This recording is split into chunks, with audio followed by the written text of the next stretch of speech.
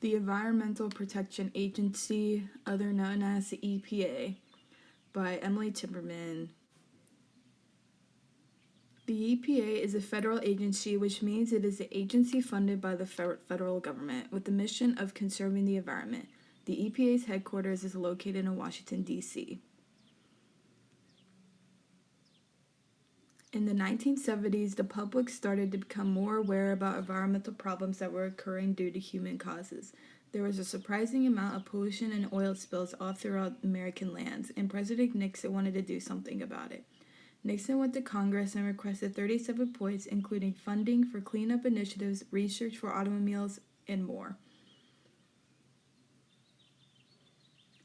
On December 2, 1970, President Nixon sent a plan to Congress to create a plan or council to create programs to reduce pollution. This turned into the Environmental Protection Agency.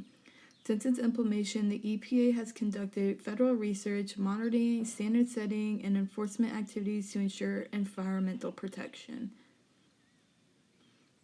The EPA has influenced regulating auto emissions to banning the use of DDT, from cleaning up toxic waste to protecting the ozone layer, from increasing recycling to revitalizing inner-city brownfields. The EPA's achievements have resulted in cleaner air, purer water, and better protected land. Since the EPA is a regulatory agency, they have a huge input for details or for environmental laws or executive orders. For example, the Clean Air Act. The EPA gets $4 billion in grants. With that funding, the EPA creates small nonprofit organizations and contribute to state governments to meet their environmental goals. The EPA informs the American public about environmental problems and what they can do to help. Also, the EPA regulates the amount of pollution for Americans can produce.